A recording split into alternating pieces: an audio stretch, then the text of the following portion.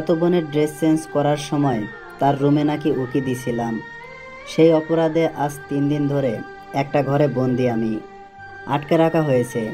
3 দিনে কোনো খাবারও দেয়নি। মেঘলা আমাদের বাসায় থাকে, তাই ব্যাপারটা পরিবারের মধ্যেই আছে।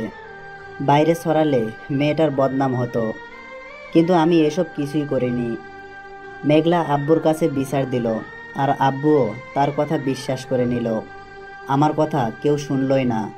উল্টা আব্বু স্টিলের লাঠি দিয়ে মারল আমাকে। আম্মুও কিছু বলল না, তবে ওনার চোখেও ঘৃণা। মাও বিশ্বাস করে নিয়েছে আমি এই কাজটা করেছি। ছাদের অন্ধকার ঘরটাতে হাত বেঁধে দরজায় তালা লাগিয়ে রাখা হয়েছে আমাকে। 3 দিন ধরে না খেয়ে থাকায় শরীরটা ভেঙে পড়েছে। মাথা ব্যথা আর গ্যাস্ট্রিক তো আছেই। মেঘলার কথা মনে পড়তেই লজ্জা লাগতেছে। মেয়েটা সামান্য একটা ভুলের জন্য এত বড় মিথ্যে বলল আব্বুর কাছে। আমি পাগল হয়ে গেছি প্রায়। ড্রাগস নেই না 3 দিন হলো। আপনারা ভাবছেন আমার আব্বু আম্মুই বা কেমন? তারা এরকম ছিলেন না, কিন্তু তারাও বাধ্য হয়েছেন এমন হতে। 2 বছর আগে ইন্টার পরীক্ষায় ফেল করার পর থেকে তারা এমন হয়ে গেছেন। অবশ্য ফেল করার কারণ ছিল নুসরাত। বুঝতেই তো পারছেন কেন। সে চলে যাওয়ার পর নিজেকে ধরে রাখতে পারিনি। এতটাই আসক্ত ছিলাম যে তাকে ভুলতে আমার ড্রাগস নেওয়ার প্রয়োজন হলো। তারপর থেকে আব্বু আম্মু কেউ আমাকে আগের মতো ভালোবাসে না। আর মেঘলার সাথে তো কখনোই পড়ে না আমার। কোনো একটা ভুল পেলেই সে আমাকে শাস্তি দিয়েই যাবে, ছোটোখাটো থেকে হলেও। এবারের শাস্তিটা একটু বেশি হয়ে গেছে। আব্বু যখন আমাকে মারছিল তখন তার দিকে তাকাইছিলাম। তার মুখে স্পষ্ট হাসি দেখতে পেয়ে আমি আর তাকাইনি। চোখ নামিয়ে নিয়ে মার সহ্য করেছি। প্রত্যেকটা আঘাত চোখ থেকে রক্তকান্না বের করে এনেছে। বারবার বলেও কাজ হয়নি। আমি মাদকাসক্ত, করতেও পারি। আর মেঘলা ভুল বলবে না। এরা তাদের ধারণা নয়, বিশ্বাস।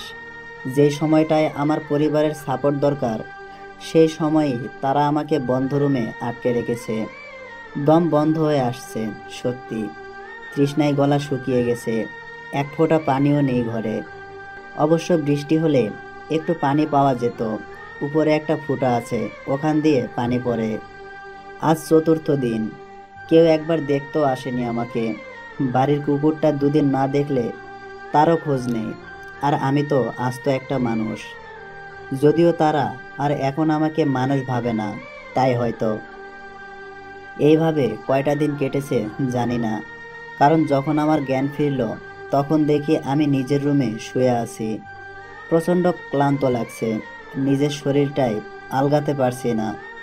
শরীরের প্রতিটা অংশ ব্যথায় জর্জরিত। কিছুক্ষণ পর দেখলাম মেঘলা আমার রুমে এলো।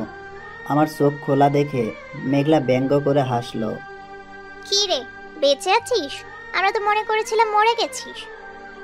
মেঘলার কথাটা শুনেই চোখ বেয়ে পানি পড়তে লাগলো।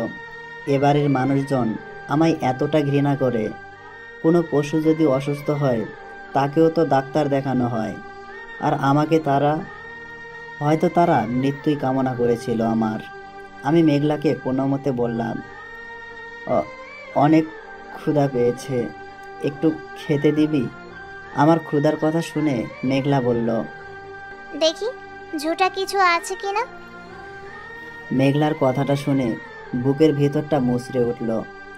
আমি আজ এত অবহেলিত, সবই নুসরাতের জন্য। একটু পর মেঘলা একটা প্লেটে কিছু ভাত, সাথে আলু ভর্তা আর ডাল দিয়ে গেল। ক্ষুধার তাড়নায় দেখার সময় ছিল না কেমন ছিল খাবারগুলা। তবে খাবারগুলো কেমন টক টক লাগছিল। এইভাবে চলছে আমার দিন। একদিন রাতে খাবার খাইতে বসছি, এমন সময় আব্বু এলো রুমে। রাফি, প্লিজ তুই আমাকে মুক্ত কর। তোর জন্য এলাকায় যে সম্মান ছিল তা তো অনেক আগেই চলে গেছে। এখন অন্তত ঘরের শান্তিটুকুটাও কেড়ে নিস না। রাতে ঘুমানোর সময় বাবার বলা কথাটা চিন্তা করতে লাগলাম। আসলেই তো, আমি তো শেষ হলাম নুসরাতের জন্য। সাথে বাবা মায়ের সম্মানও শেষ করে দিলাম। এবার তাদের মুক্ত করে দিব। যেখানে নুসরাত আমায় ছেড়ে অন্যের সাথে খুব ভালোভাবে সংসার করছে, সেখানে আমি উল্টো, আমি আর এই বাড়িতে কাউকে আমার মুখ দেখাবো না। কিন্তু যাবই বা আর কোথায়? যেখানেই যাই, তবে আমি আমার জীবনের এই 2 বছরের গল্পটা পাল্টাতে চাই। রাতে আব্বু আম্মুর জন্য একটা চিরকুট লিখলাম। বাবা আর মা, আজ থেকে তোমরা মুক্ত। তোমাদের অবাধ্য সন্তান নামের কুলঙ্গারকে আর দেখতে হবে না। জানি না আজ থেকে আমার কোথায় স্থান হবে, তবে মৃত্যুর পরও আমার লাশ তোমাদের সামনে আসবে না, এই প্রমিস করছি। জন্মের পর থেকে কতই না জ্বালিয়েছি তোমাদের, তবে আম্মু, তোমার দুধের ঋণ ছাড়া বাকি সব ঋণ শোধ করে দিব যদি বেঁচে থাকি। মেঘলার জন্যও একটা চিরকুট লিখে আসলাম। আসলে তুই না থাকলে আমি জানতেও পারতাম না আমি কতটা নিচু স্থানে বাস করতাম এ বাড়িতে। আর হ্যাঁ, আজ থেকে এই নেশাখোরটাকে আর দেখতে হবে না তোকে। ভালো থাকিস, আর আব্বু আম্মুকে একটু দেখে রাখিস। বাড়ি থেকে বেরিয়ে আসলাম, কিন্তু যাবোটা কোথায় এখন? যাওয়ার মতো বন্ধু বান্ধব বা আত্মীয় স্বজনও তো নেই। সেই ভোর থেকে হাঁটা শুরু করলাম। সন্ধ্যার দিকে প্রচুর ক্ষুধাও লাগছিল। হাতে একটা ঘড়ি ছিল, নুসরাতের দেওয়া। ভাবলাম এটা বিক্রি করে কিছু খেয়ে নেই, কিন্তু নুসরাতের এই স্মৃতিটা কিছুতে হারাতে চাচ্ছিলাম না। তাই আর কি না খেয়ে বসে রইলাম। সন্ধ্যা ঘনিয়ে আসছে ক্রমশ, আর এদিকে ক্ষুধাও বাড়ছে, পাল্লা দিয়ে তার সাথে। তাই আরেকটু হেঁটে মসজিদের ওজুখানা থেকে পানি খেয়ে নিলাম। রাত গভীর হওয়ার সাথে সাথে ভয় হচ্ছে আমার, আশ্রয় হবে কি রাতের। 1টার দিকে একটা বাড়ির গেট খোলা দেখা যায়। আমি ভাবলাম রাতটা এখানেই কাটিয়ে দেই। সকালে ঘুম ভাঙল একজন মহিলার ডাকে। এই ছেলে এখানে ঘুমিয়ে আছে যে? তুমি কে, আর এখানেই বা ঘুমিয়েছিলে কেন? আন্টি, আমার নিজের পরিচয় দেওয়ার মতো কিছু নেই। রাত অনেক হয়ে গিয়েছিল, আর থাকার জায়গা ছিল না। পেটে অনেক ক্ষুধা থাকায় এখানে ঘুমিয়ে গিয়েছিলাম। Sorry aunty. এই বলে আমি হাঁটা শুরু করলাম। তখনই পেছন থেকে ডাক আসলো আবার। এই ছেলে শোনো। জি আন্টি, বলুন। তোমায় দেখতে তো অনেক দুর্বল দেখা যায়, রাতে খেয়েছো কিছু? না আন্টি, এখন কোনো জায়গা থেকে পানি খেয়ে নিব। পানি খেলে কি আর ক্ষুধা যায়? চলো আমার সাথে, খেয়ে নিবে। আন্টি, রাতের আধারে আপনার বাড়িতে থেকেছি, এর জন্য আমায় কথা শোনাননি, এতে আমি কৃতজ্ঞ। এই, বেশি কথা না বলে চলো, খেয়ে নিবে। পেটের ক্ষুধার কাছে শেষ পর্যন্ত আমাকে হার মানতে হলো। আর কিছু না বলে ওনার পিছু পিছু বাসার ভেতরে ঢুকলাম। ভেতরটা বেশ সুন্দর। এরপর আমায় খেতে দিল আন্টি। ক্ষুধা অনেক থাকায় প্লেটের সব খেয়ে আমি আন্টির দিকে তাকালাম। বসো, আমি আরো নিয়ে আসছি। খাবার খাওয়ার পর আন্টি বললেন, বাবা, তুমি এখন কোথায় যাবে? আন্টি, জানি না কোথায় যাব। তুমি কি কাজ করতে পারবা? কেমন কাজ আন্টি? এই ধরো, আমাদের বাসায় অনেক কাজই থাকে, তুমি কি করতে পারবা? হ্যাঁ, পারবো আন্টি, আপনি শুধু আমায় খেতে আর থাকতে দিলেই হবে। পাগল ছেলে, কাজ করলে খাওয়া আর থাকা ছাড়া বেতন দেব। ঠিক আছে আন্টি, আমি আপনাদের সব কাজ নিজের পরিবার মনে করে করব। মনে করার কি আছে? আজ থেকে ঠাঁই না হলে আমার যে না খেয়ে মরতে হতো। আচ্ছা আন্টি, আপনি কি একাই থাকেন এই বাড়িতে? না, আমার সাথে আমার মেয়ে সোহানা থাকে, ও নানু বাড়ি গেছে, আগামীকাল আসবে। আর আঙ্কেল? তোমার আঙ্কেল গত 2 বছর আগে আমাদের ছেড়ে ওপারে চলে গেছে। সরি আন্টি, আমি না বুঝে আপনাকে দুঃখ দিয়ে দিলাম। আচ্ছা আচ্ছা, ঠিক আছে। তোমার নাম কি? জি আন্টি, রাফি। লেখাপড়া করেছো কি? আন্টি, গত 2 বছর আগে ইন্টারে পাশ করতে পারি নাই, আর তারপর লেখাপড়া করা হয়নি। তোমার পরিবার নাই? ওরা কিছু বলে নাই? প্লিজ আন্টি, পরিবারের কথা বলবেন না। আমি আমার ভয়ঙ্কর অতীত ভুলে যেতে চাই। ওকে, তোমার কাজ হলো আমাদের বাড়ির বাগানটা দেখে রাখা আর আমাদের সুবিধা অসুবিধার পাশে থাকা।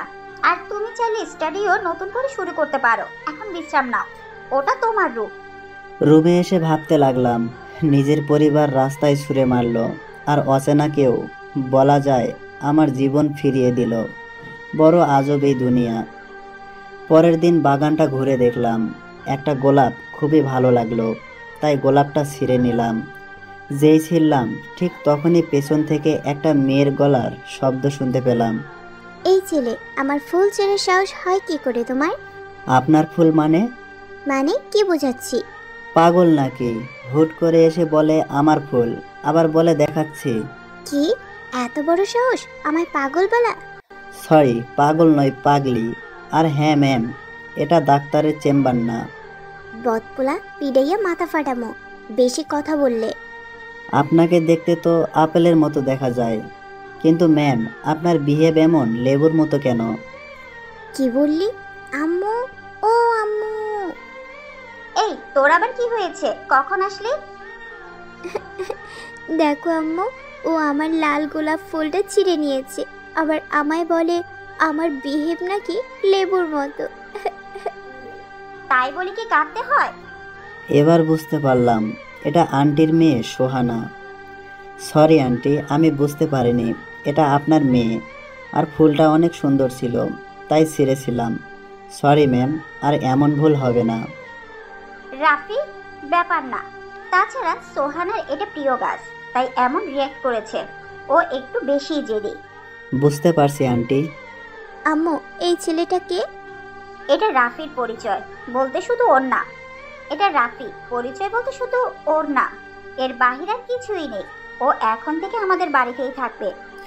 বিকালে ছাদে দাঁড়িয়ে আছি আর ভাবছি নুসরাতের কথা। আমি ওকে ভুলতে পারি না। বিকালে ছাদে দাঁড়িয়ে আছি আর ভাবছি নুসরাতের কথা। আমি ওকে ভুলতেই পারছি না।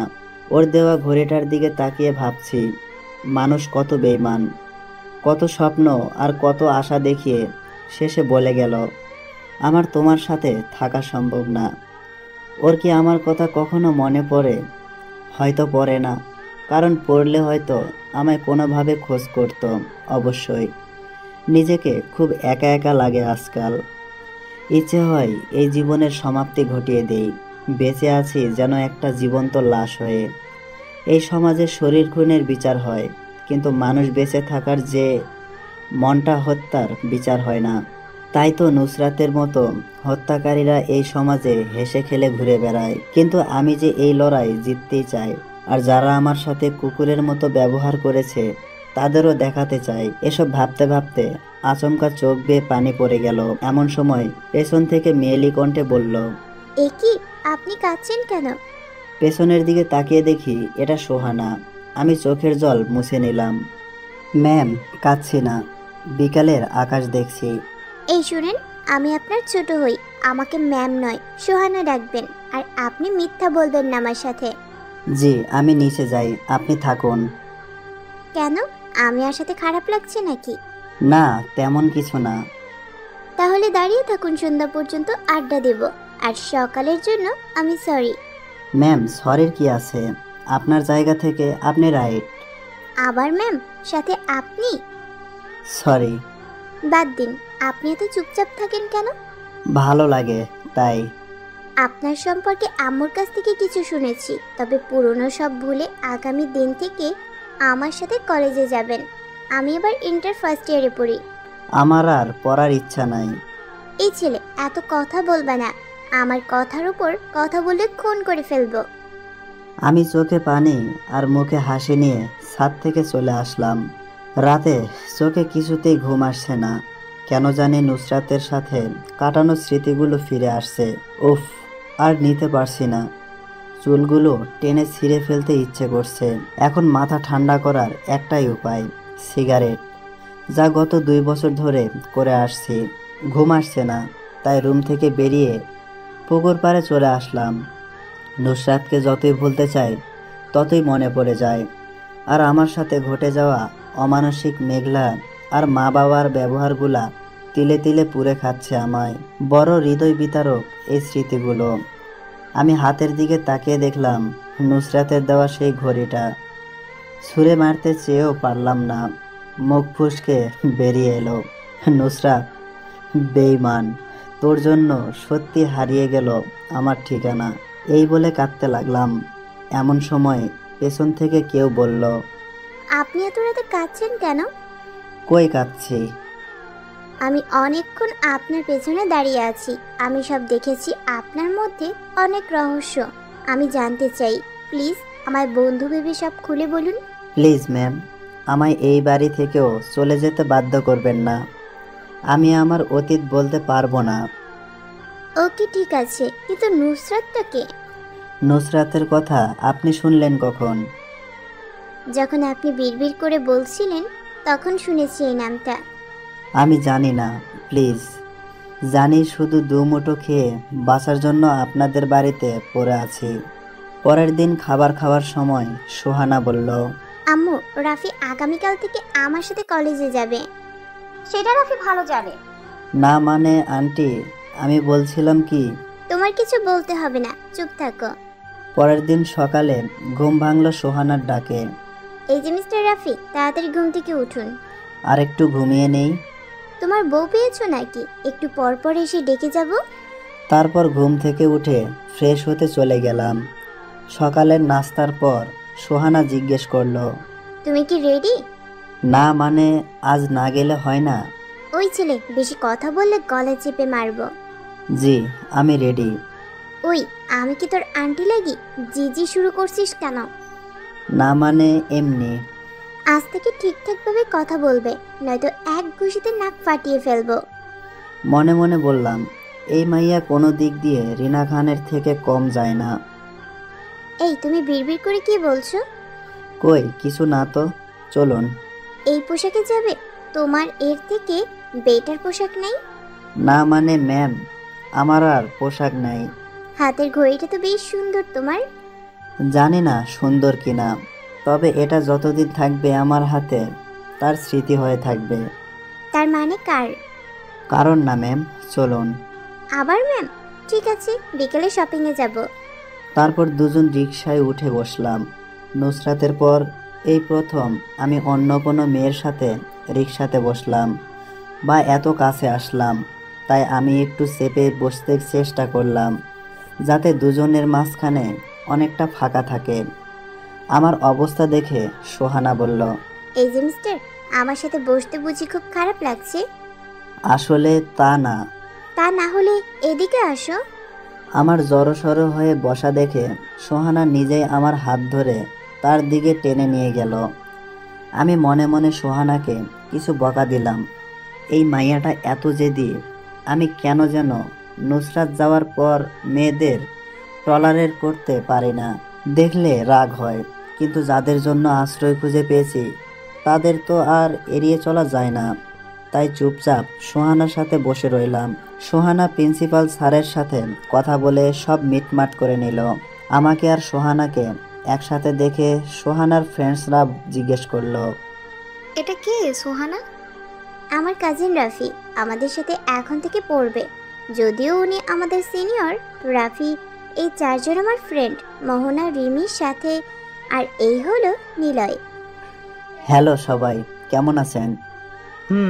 খুব ভালো।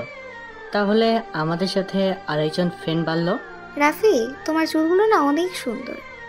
লুচু মাইয়া, তোমার কাছে এক ছেলের হাসি, আরেক ছেলের চুল, আরেক ছেলের স্টাইল ভালো লাগে। ওই, তুই আমার ফ্রেন্ড হয়ে এরকম বলতে পারলি? আসছে না একা।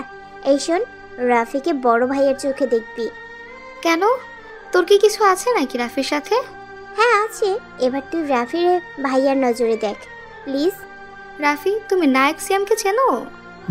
কেন? তোমাকে না ওর মতো কিছুটা দেখতে। ম্যাম, আমি ক্লাসে যাব, আপনারা আড্ডা দেন। এই বলে আমি চলে আসলাম। আমার সাথে সাথে সোহানাও আসলো। শুরু হলো নতুন জীবন, যার নাম সংগ্রাম আর যুদ্ধ, যেখান থেকে আমি নুসরাতের শেষ কথার জবাব দেব। ও বলছিল, আমার হবু বর ডাক্তার, তোর মতো পাগল না। ধীরে ধীরে বন্ধুত্ব হয়ে যায় সোহানার সাথে। আমি পড়া আর বাড়ির কাজ নিয়ে ব্যস্ত থাকতাম আর প্রতি রাতে কাঁদতাম। কখনো সোহানা আমায় মাথায় হাত বুলিয়ে বলতো, বোকা, মানুষের জীবনে যদি খারাপ সময় না যেত তাহলে মানুষ ভালোর মর্ম বুঝতো না। দেখতে দেখতে কখন যে বছর চলে গেল বুঝতে পারলাম না। এখন এই পরিবারের ছেলের মতো আমি। হ্যাঁ, এরা আমায় অবহেলা করে না। আমি আজও মাঝে মাঝে সিগারেট খাই নুসরাতের কথা মনে হলে, আর আমায় এটা সোহানা নিজেই দেয়, কারণ নয়তো আমি প্রচণ্ড কান্না করি। একদিন সোহানা বলল, রাফি, আমার মাথায় হাত রেখে কথা দে, আমি যা আজ বলবো তার ঠিক ঠিক উত্তর দিবি। তুই এমন করে বলছিস মনে হয় আমি তোর কথা কখনো শুনিনি। না, আগে আমার মাথায় হাত রেখে বলতে হবে। ওকে বাবা, বল এবার কি জানতে চাস? তোর অতীত। সোহানার মুখে অতীত শব্দটা শুনে আমার হাসি খুশি মুখটা ফ্যাকাশে হয়ে গেল। স্ট্যাচু হয়ে গেলি কেন? তুই কিন্তু আমার মাথা ছুঁয়ে কথা দিয়েছিস। প্লিজ সোহানা, এটা ভুলে যা না। তুই বলবি না, তাই তো? বলার মতো আছেই বাকি। ছোটবেলা থেকে আমি বাবা মায়ের আদরের সন্তান ছিলাম। রাজপুত্রের মতো আবির্ভাব বলা যায়। স্কুলে ভালো ছাত্র হিসেবে সবাই খুব আদর করত। আর এভাবেই কেটে যায় আমার স্কুল লাইফ। গোল্ডেন A+ নিয়ে কলেজে ভর্তি হয়। স্বাভাবিকভাবেই রোমাঞ্চিত ছিলাম কলেজের প্রথম দিন। সেই দিনে আমার চোখ আটকে যায় একটা মেয়ের উপর। নীল 3 পিস পরা ছিল মেয়েটা। তার সৌন্দর্য যেন নীল কালারটা আরেক ধাপ বাড়িয়ে দিয়েছে। কেটে যায় প্রথম দিন এইভাবেই। পরের দিন মেয়েটাকে আমাদের ক্লাসে দেখি। কেন যেন অনিচ্ছা সত্ত্বেও বারবার ওর দিকে চোখ পড়ে যাচ্ছিল। এর মধ্যে একবার দুজনের চোখোচোখিও হয়ে গেল। তারপর? আমি লজ্জায় নিচের দিকে চোখ নামিয়ে নিলাম।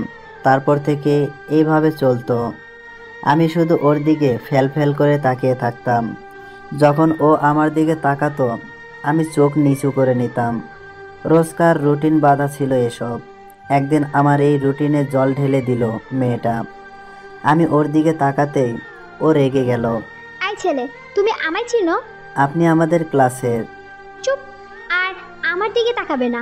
1 মাস ধরে লক্ষ্য করছি আপনি আমার দিকে তাকিয়ে থাকেন। আমি কিছু না বলে মাথা নিচু করে রইলাম। সেদিন থেকে আমি ওকে দেখলে মাথা নিচু করে নিতাম। ও, এর মাঝে আমার একটা ছেলে বন্ধুও হয়েছিল। ও তেমন পড়তো না। ওর অ্যাসাইনমেন্টগুলা আমিই করিয়ে দিতাম। সেই সুবাদে সে আমার ভালো বন্ধু ছিল। ওর নাম ছিল রাশেদ। খুব দুষ্টু ছিল, অনেক প্রেম করত। আমি যখন মেয়েটাকে দেখতাম ওই দিনের পর থেকে তখনই মাথা নিচু করে নিতাম, অথবা পথ চেঞ্জ করে নিতাম। একদিন আমি আর রাশেদ বসে আছি, তখন ওই মেয়েটা আসলো। রাশিদ ভাই, আপনার বন্ধু হাবলাটাকে আপনি কিছু শিখাতে পারেন না? কেন, তোর মনে কি ওর জন্য ঘন্টা বাজছে নাকি? আমার না, তোমার বন্ধু বাজে, কিন্তু ভয়ে বেচারা বলার সাহসটুকু পর্যন্ত পায় না। কে রে দোস্ত, তলে তলে এত কিছু আর আমি কিছু জানি না? আরে তেমন কিছু না। আই ছেলে, আমার নাম জানো? না, জানা হয়নি। নাম জানো না, আবার প্রেম করতে চাও? আমার নাম নুসরাত। পরের দিন ক্লাসে যেতেই নুসরাত এগিয়ে এলো। রাফি, তুমি কি আমায় ভালোবাসো? আমি কিছু না বলে চুপচাপ রইলাম। তোমার মতো হাবার আর প্রেম করা লাগবে না। এই বলে নুসরাত চলে যেতে লাগলে আমি নুসরাতের হাত ধরে বলি, ভালোবাসি, বড্ড ভালোবাসি তোমায়। সেই থেকে শুরু আমাদের প্রেম। ক্লাসে আর চোখে দেখা সবাইকে ফাঁকি দিয়ে প্রেম করা। আর অন্য সব জুটির মতো আমরা সিনেমা, ফুচকা, রিক্সা করে ঘুরতে বেরোনো, রেল লাইনের পাশ দিয়ে দুজন দুজনের হাত ধরে চলা, কিছুই বাদ যায়নি। দিন যত যাওয়া শুরু করলো ভালোবাসা তত বাড়তে লাগলো। দুজন দুজনের জন্য নেশাক্ত হয়ে পড়লাম। একদিন ক্লাস ফাঁকি দিয়ে দুজন মেলায় ঘুরতে গেলাম। আমি নুসরাতকে 2 ডজন নীল চুড়ি কিনে দিলাম, আর নুসরাত আমায় একটা ঘড়ি গিফট করলো। নুসরাত ঘড়িটা পরিয়ে দিল আমার হাতে। রাফি, আমি যদি মরে যাই তারপরও যেন আমার এই ঘড়িটা তোমার থেকে না হারায়। এটা আমার ভালোবাসার চিহ্ন। এটা তোমার হাতে থাকলে মনে করবে আমি তোমার সাথেই আছি। সেদিন আমি কিছু না বলে নুসরাতকে জড়িয়ে ধরে কাঁদি। নুসরাত আমার চোখের পানি মুছে দিয়ে নিজেও কেঁদে ফেলে। এই পাগল, কাঁদছিস কেন? মনে রাখবি, আমার হৃৎপিণ্ড যতদিন চলবে ততদিন আমি তোর। দ্বিতীয় বর্ষে টেস্ট এক্সামের প্রথম দিন আগে নুসরাত আমায় ডাকলো। রাফি, একটা কথা বলবো তোমায়, রাখবা? আমি কি কখনো তোমার কথা ফেলেছি? আগে আমার মাথায় হাত রেখে বলো, আমার এই কথাটা রাখবা? বলো, শুনবো। তুমি আমায় ভুলে যাও। নুসরাতের কথা শুনে আমি ওর মাথা থেকে হাত সরিয়ে নিলাম। প্লিজ নুসরাত, এমন কিছু বলো না। তুমি চাইলে আমায় খুন করতে পারো, কিন্তু আমায় ছেড়ে যেও না। রাফি, আমি আমার কথা বলে দিয়েছি। আমার বাবা মা আমার বিয়ে ঠিক করে ফেলেছে। আমি চাই না তুমি আমার সাথে যোগাযোগ করো। এই বলে নুসরাত চলে যায়, আর আমি জ্ঞানহীন পাগলের মতো ঘাসের মাঝে বোবার মতো বসে পড়ি। আমার মুখ থেকে কিছুই বের হচ্ছে না, বুকের ভেতরটা দুমড়ে মুচড়ে যাচ্ছিল। সন্ধ্যায় বাসায় ফিরলাম, আর পড়ার দিকে মন বসছে না, তাই আম্মুর থেকে 1000 টাকা চেয়ে নিলাম। আর আমি পুরো টাকায় সিগারেট কিনে নিয়ে আসলাম।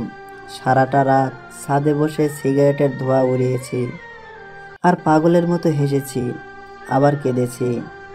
হঠাৎ করে তখন অসুস্থ হয়ে পড়ায় এক্সামে আমি 10 মার্কের উপর আনসার করতে পারি নাই।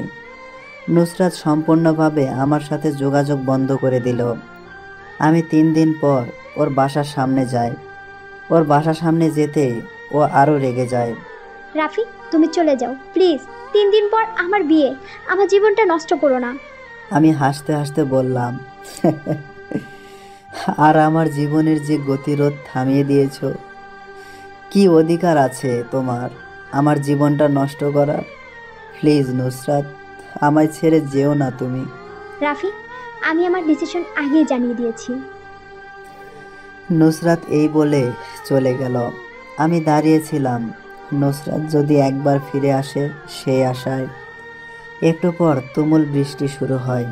আমি এক পাও নড়িনি, নুসরাত ফিরে আসবে সেই আশায়।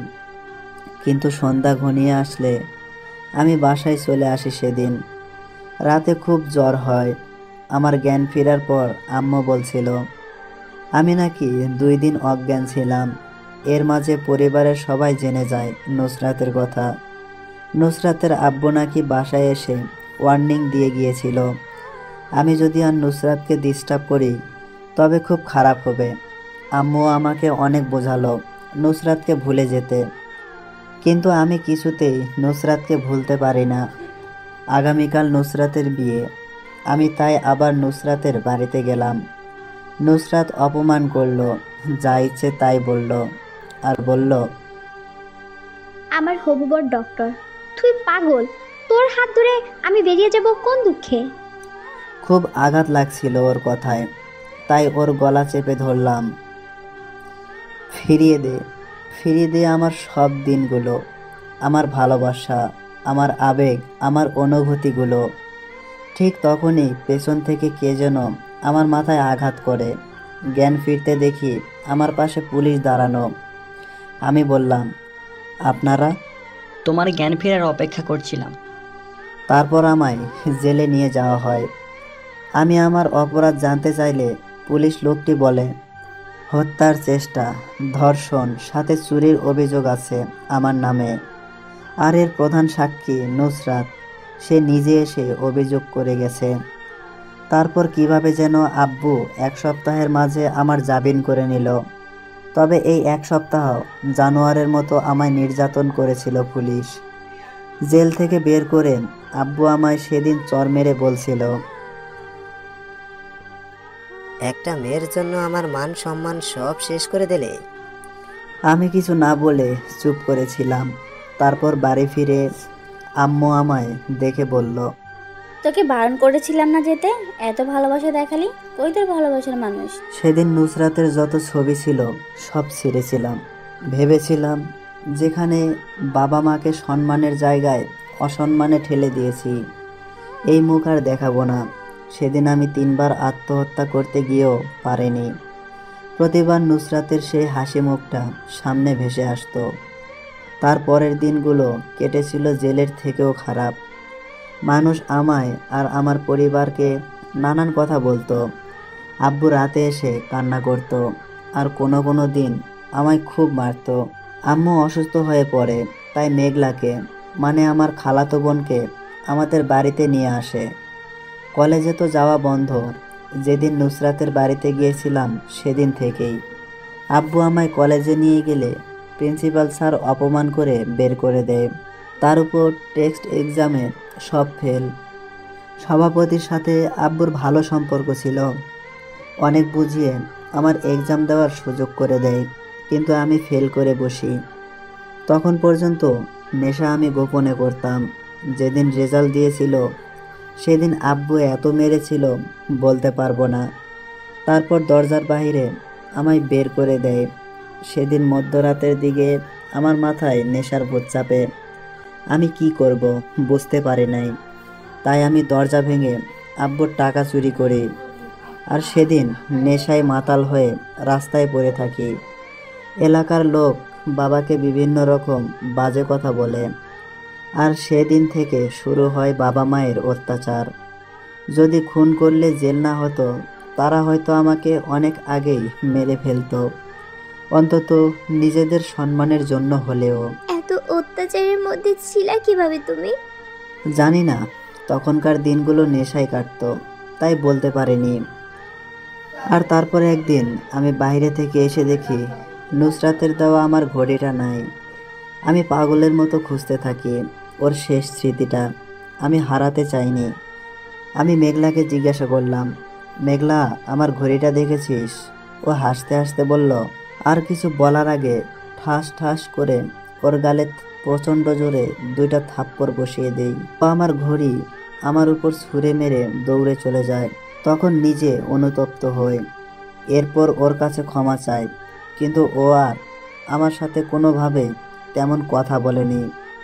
যখন এ কথা বলতে গিয়েছি তখনই নেশাখোর বলে বা বিভিন্নভাবে আমায় অপমান করত। মাঝে মাঝে কোনো দোষ ছাড়াই ও আম্মু আব্বুর কাছে বিচার দিত। শেষবার যখন বলল ও ড্রেস চেঞ্জ করার সময় আমি উকি দিয়েছি, আব্বু আম্মুর সামনে অনেক মেরেছে। মেঘলা আমার অবস্থা দেখে হাসছিল। তারপর না খেয়ে কতদিন ছিলাম ঠিক জানি না। তারপর বাড়ি ছেড়ে চলে আসি। আর তোমার আম্মু হয় আমার আশ্রয়ের স্থান। সোহানা অতীত শোনার পর আর কিছু না বলে আমায় জাপটে ধরে। রাফি, তোমার জীবনে এত ঝড় বয়ে গেছে তা কখনো আমি ভাবতেও পারি নাই। বাদ দাও তো এসব। রাফি, সামনে আমাদের ফাইনাল এক্সাম। লক্ষ্য হলো তুমি ভালো রেজাল্ট করবে। তারপর প্রধান লক্ষ্য ঢাকা মেডিকেল কলেজে অ্যাডমিশন। আমি চাই তুমি ওইসব মানুষদের চোখে আঙুল দিয়ে দেখিয়ে দাও যে তুমি একটা মানুষ আর তুমিও পারো কিছু করতে। দেখতে দেখতে ইন্টারের ফাইনাল এক্সাম চলে আসলো। সোহানা আগের থেকে অনেক বেশি মিশে বলা যায়। আমার প্রতিটি কাজ ওর পছন্দ মতো করায়। এতে আন্টি তেমন কিছু বলে না। এক্সামগুলো খুব ভালো গিয়েছিল। এক্সামের পর আমি সোহানা বিভিন্ন জায়গায় ঘোরাঘুরি করতাম। সবাই আমাদের সম্পর্কটা বয়ফ্রেন্ড গার্লফ্রেন্ড ভাবলেও আমরা ছিলাম বন্ধু। সোহানাকে পেয়ে আমি নুসরাতকে ভুলে গিয়েছি বলা যায়। আমার বদলে যাওয়াটা একটা রূপকথার গল্পের মতো হয়তো, কিন্তু নিয়তি তো আমি ঠেকাতে পারবো না। একদিন সোহানা আর আমি ফান করতেছি, হঠাৎ সোহানা বসে পড়ে। তারপর ও জ্ঞান হারায়। আমি আর আন্টি ওকে হসপিটালে নিয়ে গেলাম, কিন্তু ডাক্তারের রিপোর্ট শুনে আমি ধপ করে মাটিতে বসে পড়লাম। ডাক্তার বলল, ডাক্তার যখন রিপোর্টগুলো দেখছিল তখন আমি বারবার বলছিলাম, প্লিজ ডাক্তার, সোহানার কি হয়েছে বলুন। আপনি পেশেন্টের কি হন? আমি ওর ফ্রেন্ড আর উনি ওর মা। দেখুন, খুব একটা সুখবর নেই, আল্লাহই ভালো জানেন। তবে রিপোর্ট অনুযায়ী মেয়েটির বেশি দিন বাঁচবে না বলে মনে হয়, কারণ ওর ব্লাড ক্যান্সার। ডাক্তারের কথা শুনে আমি ধপ করে মাটিতে বসে পড়লাম আর আন্টি মাথা ঘুরে পড়ে গেল। তারপর ডাক্তার আন্টিকে একটা কেবিনে ভর্তি করে নিল। একটু পর ডাক্তার আমাকে ডাকলো। তোমার আন্টির জন্য ও পজিটিভ রক্ত দরকার। আমার তো বি পজিটিভ। তাহলে এখন কি করব ডাক্তার? তুমি দেখো কোথাও থেকে ম্যানেজ করতে পারো কিনা। আমিও ট্রাই করছি। আমি বেরিয়ে পড়লাম ব্লাডের সন্ধানে, কিন্তু কোথাও পেলাম না। আমার চোখ বেয়ে পানি পড়ছে। যারা আমায় জীবন দিল বিপদের দিনে, আমি তাদের কিছুই দিতে পারলাম না। মাথাটা ব্যথা শুরু করে দিয়েছে। ঠিক এমন সময় কারো কণ্ঠে থমকে গেলাম।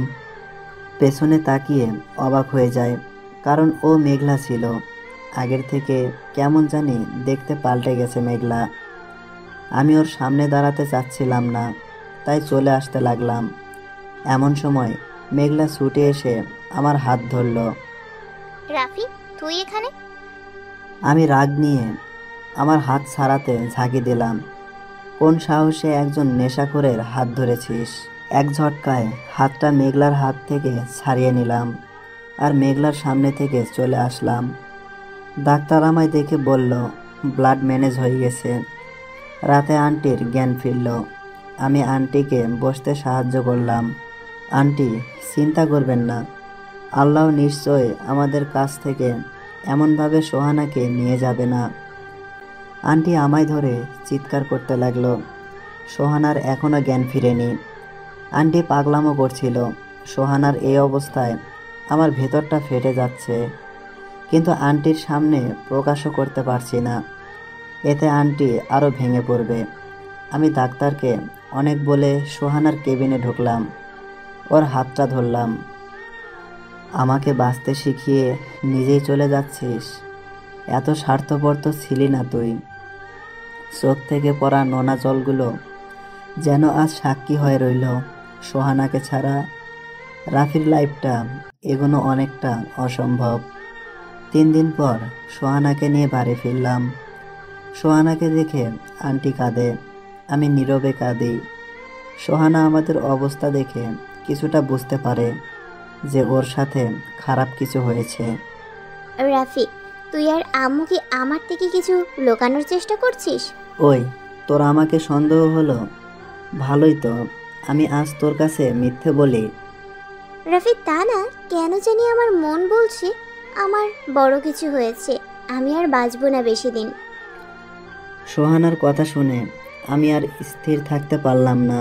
শক্ত করে বুকে জড়িয়ে ধরলাম সোহানাকে। আর কখনো এমন কথা মুখে নিলে তোর সামনে আমার জীবন শেষ হবে। এই পাগল, কাঁদছিস কেন? তোর চোখের পানি একদম সহ্য করতে পারি না। আচ্ছা বল, আর কয়েকদিন পর তো রেজাল্ট দিবে, তখন তুই কি কোথায় অ্যাডমিশন নিবি? তুই যেখানেই নিস। ধুর পাগল, তুই জানিস আমার চোখে শুধু তোর স্বপ্নগুলো ভাসে। তুই ঢাকা মেডিকেল কলেজে অ্যাডমিশন নিবি, কথা দে। তোর কথা শুনি নাই, এমন হয়েছে কখনো? রাফি, একটা কথা, তোর সাথে কেউ অন্যায় করলে তুই তাকে বকবি না, সরি বলে দিবি, কারণ একদিন সে তার ভুল বুঝবেই। আচ্ছা, তুই মুরব্বীদের মতো এত উপদেশ দিচ্ছিস কেন? বলা তো যায় না কখন না থাকি। সোহানা, অবশেষে আসলো সেই দিন। আজকে ইন্টারের রেজাল্ট বের হবে। আমার থেকে বেশি সোহানার চিন্তা আমার রেজাল্ট নিয়ে। ও যে আমার সাথে এক্সাম দিয়েছে এটা মনে হয় ও ভুলে গেছে। সকালবেলা আজান শুরু হতে সোহানার ডাক। রাফি, এই রাফি। এই, কি হয়েছে? এমন মধ্যরাতে ডাকছিস কেন? মধ্যরাত মানে?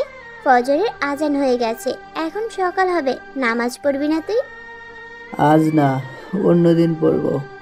রাফি প্লিজ ওঠ না, আজ না রেজাল্ট দিবে, আল্লাহ তাআলার কাছে দোয়া করব তোর রেজাল্ট যেন ভালো হয়। আজ দোয়া করলে কি রেজাল্ট পাল্টে যাবে? রেজাল্ট যা আসার আসবে। ধুর, ওঠ তো, আমি এত কথা শুনতে চাই না। প্লিজ, আজ অনেক ঘুম পাচ্ছে। আমি মরে গেলে আর কি ডাকবে তোকে এইভাবে, তখন মিস করবি। সোহানার কথা শুনে আমি উঠে শক্ত করে ওকে জড়িয়ে ধরলাম। তোকে কোথাও যেতে দেব না আমি। আরে পাগল, একটু আস্তে করে ধর, আমার তো জীবন বের হয়ে যাচ্ছে। আগে বল, আমায় ছেড়ে কোথাও যাবি না? আচ্ছা যাব না, এখন চল নামাজ পড়বি। তারপর দুজনে নামাজ পড়ে বাগানে গেলাম। রাফি জানিস, আমার বিশ্বাস তুই ভালো রেজাল্ট করবি। আচ্ছা, আমার রেজাল্ট নিয়ে এত না ভেবে তুই নিজেরটা নিয়ে ভাব।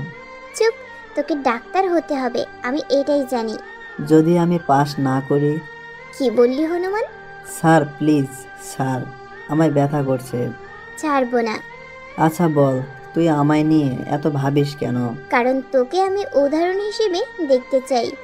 যে কেউ যেন বলে জীবনে শেষ বা অসম্ভব বলে কিছু নেই, তার প্রমাণ রাফি। আমি আর বসে থাকতে পারলাম না, চলে আসলাম উঠে। এতটা মনের মধ্যে জায়গা করে 2 দিন পর হারিয়ে যাবে মেয়েটা, এটা ভাবলে নিজের নিঃশ্বাসটাই যেন বন্ধ হয়ে আসে। আমার জীবনটা এমন করে সাজিয়ে দেওয়ার কি দরকার ছিল ওর, যখন নিজেই চলে যাবে। এর মধ্যে আন্টি এলেন। রাফি কি হয়েছে? আমি চোখ থেকে পানি মুছে নিলাম। কিছু না আন্টি। আমি জানি তুমি সোহানার কথা ভাবছো, কিন্তু বাবা কি বলো তো, ও চলে গেলে আমি কি নিয়ে থাকবো? শেষ সম্বল তো ছিল আমার এই মেয়েটাই। আল্লাহ তাকেও নিয়ে যেতে যাচ্ছে। প্রতিটা মুহূর্তে মৃত্যুর যন্ত্রণা অনুভব করি আমি। আন্টি এমনভাবে কাঁদবেন না। সোহানা আমাদের মাঝে যে কয়দিন আছে একদম বুঝতে দেওয়া যাবে না এটা যে ওর শেষ সময়। এই কয়টা দিন আমরা ওর অনেক খেয়াল রাখব। দুপুর 12টা সোহানা এসে বলল, রাফি দেখ তো ইন্টারনেটে রেজাল্ট বের হয়েছে কিনা। এখনই পাওয়া যাবে। তাড়াতাড়ি দেখ। আরে বাবা দেখবো তো, তুই এত পাগল হচ্ছিস কেন?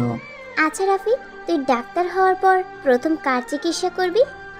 তোর মাথায় কি সারাদিন শুধু আমাকে নিয়ে চিন্তা থাকে? বিয়ার পর তো জামাই তোরে 3 বেলা নিয়ম করে পিটানি দিবে।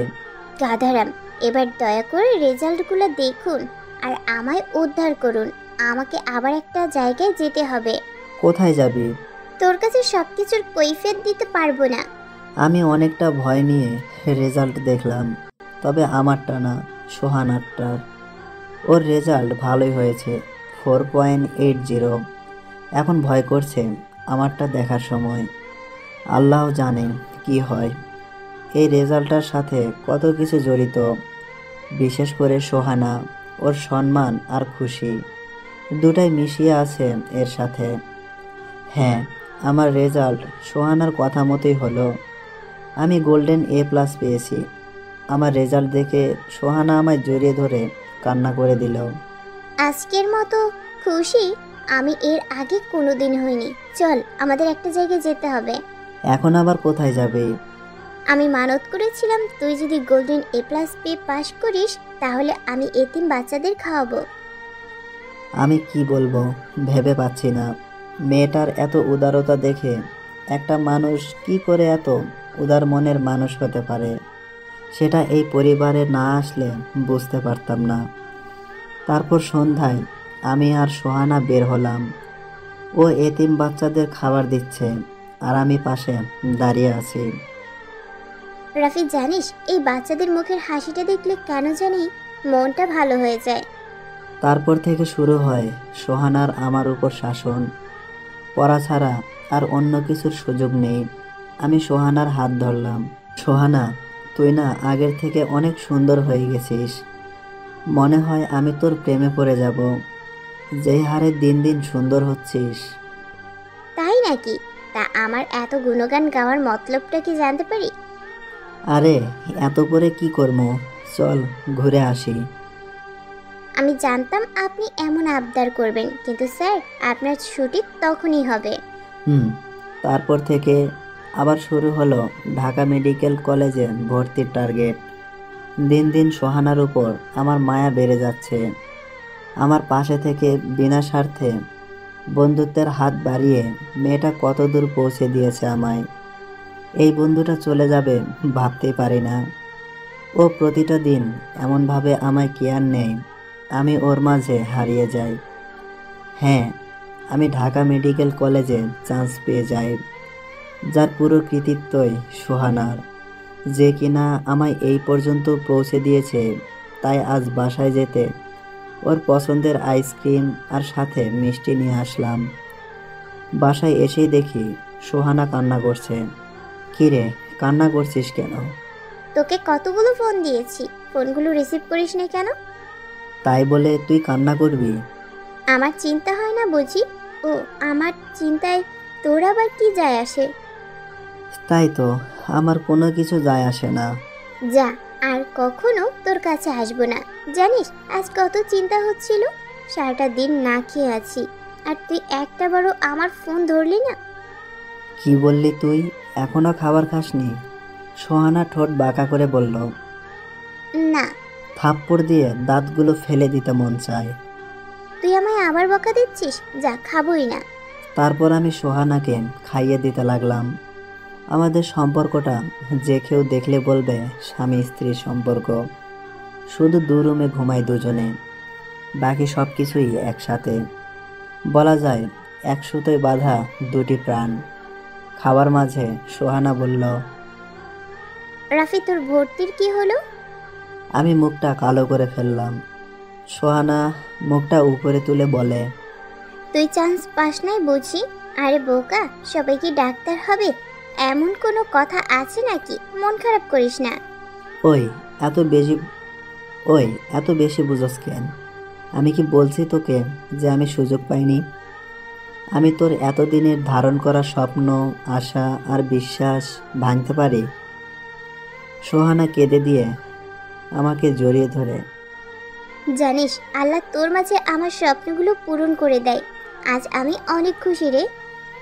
এই ধর, তোর জন্য আজ তোর ফেভারিট আইসক্রিম এনেছি। থ্যাঙ্কস। তোর বউ এতগুলো লাকি হবে কেন যে নুসরাত গেল? আমি রাগ দেখিয়ে উঠে গেলাম। সোহানা আমার পেছন থেকে হাত ধরে ফেলল। মহারাজ বুঝি আমার সাথে কথা বলবে না? তুই এমন কেন? তোর ছোঁয়াতে সব রাগ চলে যায়। এইভাবে চলছে দিন। আমি আর সোহানা আরও গভীরভাবে জড়িয়ে যাচ্ছি। ঠিক 6 মাস পর কলেজ থেকে বন্ধুদের সাথে বের হয়েছি ঘুরতে। তখনই সামনে পড়ে যায় নুসরাত। প্রায় 5 বছর পর প্রিয় মুখটা দেখা মিলল। কিছুক্ষণ তাকিয়ে থাকতে দেখে বন্ধুরা বলল, তোরা যা, আমি আসছি। চলে যাওয়ার পর নুসরাত আমার সামনে আসলো। চেহারা সৌন্দর্য আগের মতো নেই কিছুই। মুখটা একদম শুকিয়ে গেছে। আমার সামনে এসে জিজ্ঞাসা করলো, কেমন আছো রাফি?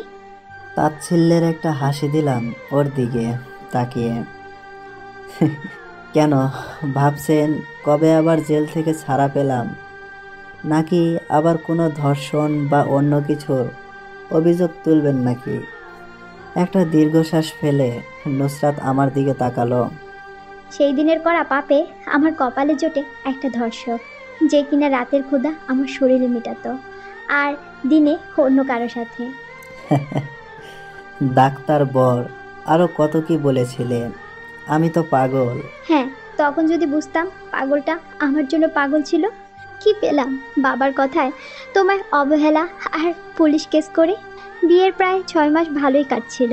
তারপর আর আমার সৌন্দর্য তার কাছে ভালো লাগে না। সে বাসায়ও মেয়ে নিয়ে আসতো, আমার সামনে এদের সাথে নোংরামি করতো, আর ওদের বলতো আমি কাজের মেয়ে। প্রায় ওর সাথে ঝগড়া করতাম। ও আমার গলা চিপে ধরে বলতো, আমি কি তোকে পূজা করার জন্য বিয়ে করেছি? তখন তোর রূপ ভালো লেগেছিল, করেছি, এখন লাগে না, তাই তোকে ছুঁই না। আমার তখন খুব করে মনে পড়তো তোমার সাথে কাটানো সময়গুলো, যেখানে আমায় এতদিন পেয়েও রূপের দিকে নয় মনের দিকে তাকাতে। তারপর রাতে দিনে কাঁদতাম। বাবাকে বললে বাবা বলে ছেলে মানুষ এমনই করে। অন্য মেয়েদের যখন বাসায় এনে নোংরামি করতো আর বলতো আমি কাজের মেয়ে, তখন নিজেকে শেষ করে দিতে ইচ্ছে হতো। তারপর আমি কয়েকবার আত্মহত্যা করতে গিয়েছিলাম, কিন্তু সব সময় মনে হতো ওর মতো একটা জানোয়ারের জন্য কেন আমার জীবনটা নষ্ট করব। তারপর ওর বাড়ি থেকে আমি চলে আসি। লজ্জায় বাবার বাড়িও যাইনি। আজ স্থান আমার পতিতালয়। আমি একটা হাসি দিয়ে বললাম, এই নাও 1000 টাকা। আমি কোনো রাতেই আসবো না। আর হ্যাঁ, তোমার মতো মেয়ের জীবনে এর থেকে ভালো কিছু হতে পারে না। রাফি প্লিজ আমায় ক্ষমা করে দাও, ক্ষমা করে দাও আমায়। ক্ষমা? এই বলে চলে আসলাম ওর সামনে থেকে। মনটা আজ কেন জানি অন্যরকম লাগছে। বাসায় ফিরে সোহানাকে বললাম আজকের পুরো ঘটনা। আল্লাহ কিছু পাপের শাস্তি দুনিয়াতে দেয় আর কিছু আখিরাতে। কিছুদিন পর হঠাৎ সোহানার বুকে ব্যথা শুরু হয় প্রচণ্ডভাবে। তারপর তাকে হসপিটালে নিয়ে গেলাম। হসপিটালে নিয়ে যাওয়ার পর সোহানাকে নিয়ে ডাক্তার আইসিইউতে নিয়ে গেলেন। আন্টি আমায় জড়িয়ে কান্না করতে লাগলেন। আমি বললাম, আন্টি ভরসা রাখুন, সব ঠিক হয়ে যাবে। আমি আড়ালে গিয়ে কাঁদতে লাগলাম। আন্টিকে কি সান্ত্বনা দেব? আমি নিজেই যে মেনে নিতে পারছি না সোহানার এই অবস্থা। ওর নিষ্পাপ হাসিটা আর সাথে মিষ্টি শাসনটা তো ছিল আমার রোজকার অভ্যাস। আল্লাহ, তুমি সোহানাকে আমার জীবনের বদলে হলেও ফিরিয়ে দাও। বসে বসে ভাবছি সোহানার সাথে কাটানো খুনসুটির সময়গুলো। প্রতিটা দিন যেন ওর খুনসুটি ছাড়া কাটতই না। এমন সময় পেছন থেকে কেউ ডাক দিল রাফি বলে। পেছনে তাকিয়ে দেখি হুইল চেয়ারে বসে আছে আমার মা, আর সাথে আছে মেঘলা। ভেতরটা মোচড় দিয়ে উঠল আম্মুর এই অবস্থা দেখে। আগের থেকে কত রোগা হয়ে গেছে উনি, আর সাথে দেখা যাচ্ছে হুইল চেয়ারে হাঁটতেও পারে না মনে হয়। এমন সময় মেঘলা আম্মুকে আমার সামনে নিয়ে আসলো। আমি অন্যদিকে মুখ ঘুরিয়ে নিলাম। আম্মু বলল, রাফি, অনেক দিন দেখি না তোকে, একবার তাকাবি আমার দিকে? আমি তাকালাম না। কেন জানি নিজের উপর খুব রাগ হচ্ছে। যারা কিনা আমায় এত অবহেলা করেছিল, প্রতিটা মুহূর্ত মৃত্যুর দিকে ঠেলে দিয়েছিল, আমি কেন তাদের জন্য চোখের জল ফেলছি? আম্মু আবার ডাক দিল। রাফি, অনেক অভিমান আর রাগ বুঝি জমিয়েছিস। আমাদের বুঝি আর কোনোদিন তোর মুখ দেখাবি না? খুব যে ইচ্ছে করছে তোর মুখটা দেখতে খোকা। আম্মুর কথায় আমি আর নিজেকে সামলাতে পারি নাই। আমি রাগে বললাম, কেন এসেছেন? আপনাদের রাফি সেদিনই মারা গিয়েছে, যেদিন আধার রাতে বাড়ি থেকে পালিয়ে আসছিল আর আপনাদের মুক্ত করে চলে আসছিল। আমার কথা শুনে আম্মু বলল, মেঘলা চল, আমরা চলে যাই। রাফি মনে হয় আর আমাদের সহ্য করতে পারছে না। এমন সময় আন্টি এসে বলল, রাফি, সোহানার অবস্থা ধীরে ধীরে খারাপ হচ্ছে। আমি বললাম, আন্টি আপনি একদম চিন্তা করবেন না, আমি ডাক্তার নিয়ে আসছি। ওনারা কে রাফি? আমি চিনি না ওনাদের। এই বলে হাঁটতে লাগলাম। এমন সময় মেঘলা বলল, হুইল চেয়ারে বসা মহিলাটি রাফির মা। রাফি, তুমি তোমার মায়ের সাথে কথা বলো, আমি ডাক্তার ডাকতে চাই।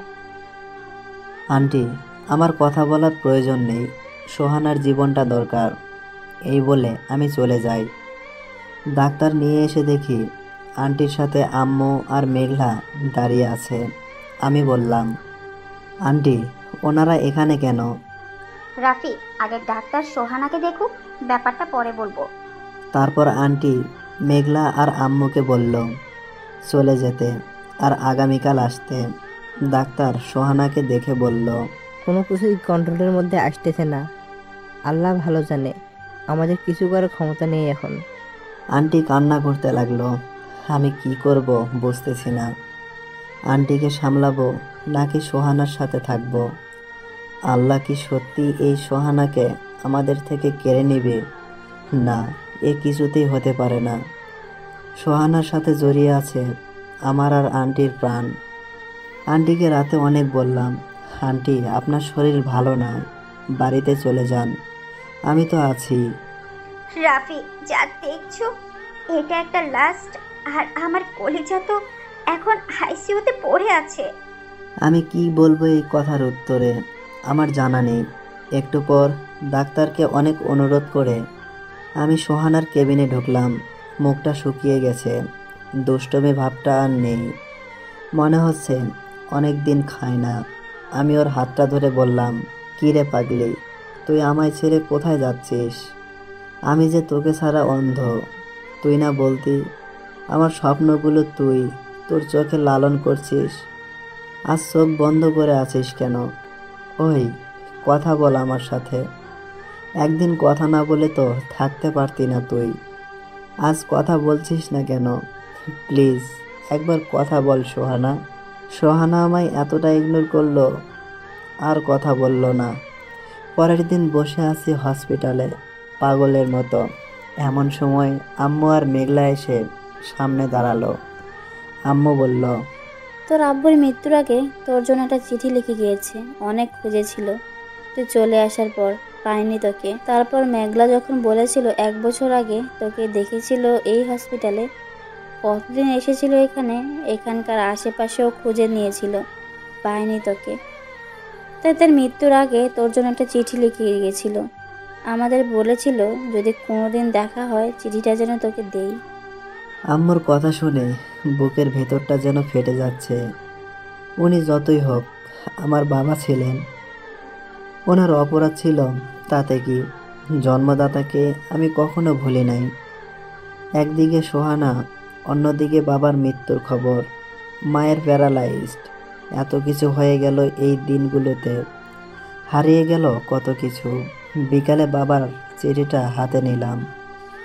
রাফি, জানি তোর কাছে আমি ঘৃণিত বাবা, এটা আমিও জানি যে আমি কোনো আদর্শ বাবা না, কারণ আদর্শ বাবারা কখনো সন্তানদের ঘৃণা করে না। কিন্তু জানিস, চারপাশের মানুষগুলো দিন দিন তোর নামে এত অভিযোগ করত, আমি তখন রেগে ভাবতাম এমন সন্তান থাকার চেয়ে না থাকাই ভালো। মনে আছে রাফি, তুই যখন কেজি স্কুলে পড়তি, একদিন বৃষ্টির সময় তোকে যখন কাঁধে নিয়ে বাড়ি ফিরছিলাম, সেদিন তুই বলেছিলি, বাবা আমিও একদিন তোমায় এইভাবে কাঁধে করে বাড়ি নেব। সেদিন আমি খুশিতে আত্মহারা হয়ে গিয়েছিলাম। তুই চলে যাওয়ার পর তোর আম্মু আমার সাথে একদিনও ভালো করে কথা বলেনি। তোর ছবি বুকে নিয়ে তোর রুমেই ঘুমাতো। তোর ঘাটতিটা বুঝতে বুঝতে একটু বেশি সময় লেগেছিল রে। তোকে শেষবারের মতো দেখার অনেক ইচ্ছে ছিল, কিন্তু ভাগ্য যে সব সময় থাকে না, সব শেষ। তুই তোর মা আর মেঘলার পাললে দায়িত্ব নিস। ইতি তোর অযোগ্য বাবা। বাবার চিঠিটা পড়ে আম্মুকে জড়িয়ে ধরে কাঁদতে লাগলাম। তারপর আম্মুকে সোহানার ব্যাপারে আর আন্টির ব্যাপারে সব কিছু বললাম। সোহানার এখনও জ্ঞান ফিরেনি। আজ 2 দিন হয়ে গেছে। মেয়েটার মুখটা কেমন জানি কালো হয়ে গেছে। রাতে আন্টি বলল, রাফি, তোমার জন্য সোহানা আমার কাছে একটা চিঠি দিয়ে গিয়েছিল, হেই নাও। আমি চিঠিটা খুললাম। সোহানা কি লিখেছিল দেখার জন্য। আরে গাধা, কাঁদছিস কেন? এটা তো আগেই জানতি। আমি আর এই পৃথিবীতে বেশি দিন নাই, আর তুই কাঁদলে আমার একদম ভালো লাগে না, জানিস না? তুই কিন্তু কোনো কিছুতে একদম ফাঁকিবাজি করবি না। আমি যদি পারতাম না, আত্মা হয়ে ফিরে আসতাম। জানিস, আমিও স্বপ্ন দেখতাম তোকে নিয়ে। তুই সমাজে একদিন অনেক বড় হবি, মানুষগুলো বলবে ছেলে হলে রাফির মতো হও। আরও কত স্বপ্ন বুনেছিলাম, কিন্তু দেখ না, বিধাতার যে এক কঠিন সত্য, কিছু কাজ অসমাপ্তই মানায়। আমার স্বপ্নগুলো প্লিজ অপূর্ণ রাখিস না। আর শোন, তুই যদি কাঁদিস না, আমি আর কোনো দিন তোর সাথে গল্প করব না। আমার আম্মুর আমি ছাড়া কেউ ছিল না। প্লিজ তুই মায়ের মতো আগলে রাখিস। আর শেষ কথা, তুই তোর পরিবারের সাথে আবার সম্পর্কটা আগের মতো করে নিস। একদম কাঁদবি না গাধা। আমায় দেখ, আমি কতটা হাসছি। আর হ্যাঁ, একটা লাল টুকটুকি বউ আনিস, যে তোর অনেকটা খেয়াল রাখবে। আমার সময় শেষ, আমি চলে যাই। রাফি কান্না করতে লাগলো। সোহানাকে ছাড়া কি করে থাকবে? আল্লাহ কেন তার থেকে সব কেড়ে নিচ্ছে? কয়েক বছর পর। ডাক্তার রাফি, আমি যতদূর জানি আপনি নতুন, কিন্তু আজ আপনি এমনভাবে কাজ করলেন বোঝাই যায়নি। আপনি আজই জয়েন করেছেন। আমরা তো প্রায় এই পেশেন্টকে ভাগ্যের হাতে ছেড়ে দিয়েছিলাম। ডাক্তার, আমি কাজটা ভালোবাসা নিয়ে করি। আর সব থেকে বড় কথা, কোনো মানুষের 1% সম্ভাবনা থাকলেও আমি তাকে 100% চেষ্টা করব ভালো করার জন্য। হ্যাঁ, রাফি আজ ডাক্তার হয়েছে, আর তার প্রথম অপারেশনে সে সাকসেস হয়েছে। এর সবটাই সোহানার অবদান। ডাক্তার রাফি, আজ আমার বার্থডে, যদি আসতেন খুব খুশি হতাম। সরি, আজ পারবো না। কেন রাফি? আজ আমি সোহানার সাথে দেখা করব। ও গফ নাকি? না প্লিজ, এত কথা জিজ্ঞেস করবেন না। রাফি এখন সোহানার কবরের সামনে দাঁড়িয়ে আছে। হ্যাঁ, সেদিন সোহানাকে আর বাঁচাতে পারেননি রাফি। সোহানার সব স্বপ্নগুলো একে একে পূরণ করতে ব্যস্ত রাফি। সোহানার কবরের সামনে দাঁড়িয়ে রাফি কেঁদে বলে, কতটা দিন আজ আমার সাথে কথা বলছিস না। জানিস, আমি এখানে এসে তোর সাথে কথা বললে মানুষ আমায় পাগল বলে। তুই ছাড়া কেউ তোর মতো করে বোঝে না রে আমায়। এ বলে রাফি কাঁদতে লাগলো। এখন মেঘলা রাফির আম্মু আর সোহানার আম্মু একই বাড়িতে থাকে। রাফি আজ সমাজে প্রতিষ্ঠিত। সে আজ সেই নেশাখোর নেই, সে এখন একটি রুলস। মেঘলা বলল, রাফি তুই বিয়ে করে নে, আর কতদিন এইভাবে? কিছু কাজ অসমাপ্তই ভালো।